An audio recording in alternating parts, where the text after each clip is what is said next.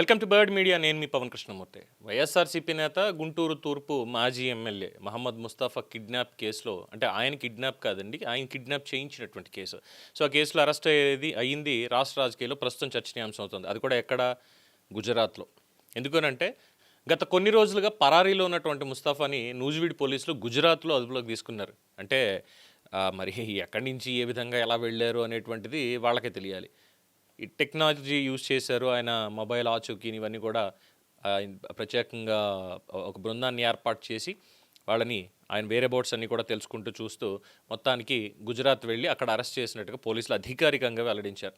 So ఈ case ఏంటనేది అందరికీ తెలిసిందే. పొగాకు లోడుతో వెళ్తున్నటువంటి ఒక వాహనాన్ని అడ్డుకుని ముస్తఫా కుమారుడు అతని అనుచరులు అడ్డగించి అందులో ఉన్న పొగాకు వ్యాపారితో పాటు ఇంకో వ్యక్తిని కిడ్నాప్ చేసి బంధించారు అన్నటువంటి ఆరోపణలే కాదు, బాధిత కుటుంబ సభ్యుల ఫిర్యాదుతోటి రంగంలో దిగినటువంటి పోలీసులు ఒక ప్రత్యేక ఆపరేషన్ నిర్వహించి ఇద్దరు బాధితులని కూడా సురక్షితంగా రక్షించారు.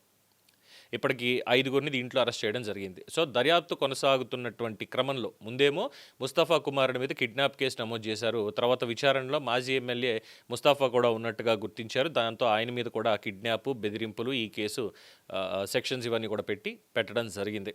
ఇక కేసు నమోదు తర్వాత ముస్తఫా ఏమో పరారీ, ఆయన కోసం ప్రత్యేక బృందాలు గాలింపు చేపట్టడం ఇదంతా అయ్యింది.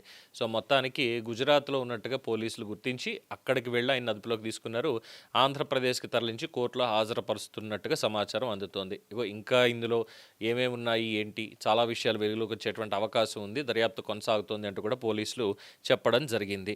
అయితే ఇక దీని మీద ఇదేదో కక్ష సాధింపు కేసు అని, వ్యాపార లావాదేవీలకి సంబంధించినటువంటి అంశంలో పోలీసులు ఇప్పుడు కిడ్నాప్ కేసు ఇందులో పెట్టేసి చేసేశారు. ముస్తాఫా గారి కుమార్తె ఇక్కడ ఉంది కాబట్టి, వైసీపీలో ఉంది కాబట్టి ఈ కక్ష సాధింపుకు సంబంధించే ఇదంతా కూడా చేశారు అని అంబటి రాంబాబు గారు లాంటి వాళ్ళు కూడా ఆరోపణలు ఇవన్నీ కూడా చేయడం అనేది ఇంకా ఏమనాలి? అంటే వాళ్ళకి తెలుసో లేదో ఏం జరిగింది అనేది, అంటే బేసిక్గా కొద్దో గొప్ప తెలుసో తెలియకో ఇవన్నీ జరుగుతాయనే జగన్మోహన్ రెడ్డి గారు వాచ కాబట్టి ఆ రకంగానే వైసీపీ నేతలు కూడా మాట్లాడుతూ ఉంటారు అనేది మాత్రం ఇక్కడ స్పష్టంగా చెప్పుకోదగినటువంటి ఒక అంశం. అంబటి రాంబాబు గారు కూడా పాపం 4 గంటల క్రితం ఇదే చెప్పారు. నూజివీడులో నమోదైనటువంటి కేసులో మాజీ శాసనసభ్యులు ముస్తాఫా గారిని గుజరాత్లో నూజివీడు పోలీసులు అరెస్ట్ చేశారని సమాచారం అంటూ కూడా ఆయన చెప్పడం జరిగింది. అలాగే ప్రెస్ మీట్ పెట్టారు. ప్రెస్ మీట్ పెట్టి దీనికి సంబంధించినటువంటి వివరాలు ఆయన తెలియజేస్తూ చెప్పినటువంటి మాటలు ఏంటంటే,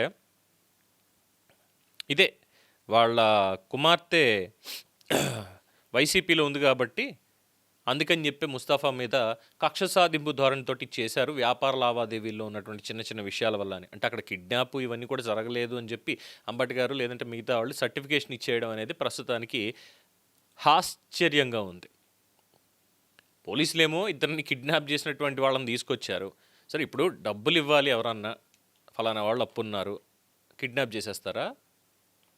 అంతేలేండి, అధికారంలో ఉన్నప్పుడు అధికారంలో లేనప్పుడు కూడా ఈ రకమైనటువంటి పాయింటే నడుస్తుంది. అంటే గతంలో చూసాంగా విశాఖ మాజీ ఎంపీ గారు పాపం ఇప్పుడు కంప్లీట్ సైలెంట్ అయిపోయారు, ఎక్కడ మాట కూడా రావట్లేదు, పార్టీలో ఉన్నారో లేదో కూడా తెలియదు. బేసిక్గా ఆయన కుటుంబ సభ్యుల్ని కూడా కిడ్నాప్ చేసి తీసుకెళ్ళినటువంటి వ్యవహారం ఇవన్నీ కూడా ఉన్నాయిగా, కక్కలేక మింగలేక అన్నట్టుగా పరిస్థితి. సో అలాగే ఇప్పుడు కూడా కొనసాగుతోంది వాళ్ళకి అనేది బయట చెప్పుకుంటున్నటువంటి మాట. చూద్దాం ముస్తఫా వచ్చిన తర్వాత ఇంకా ఏ విషయాలు ఇందులో బయటకు వస్తాయి ఏంటి అనేది. ఇది దీనికి సంబంధించినటువంటి update. For more updates keep watching the bird media.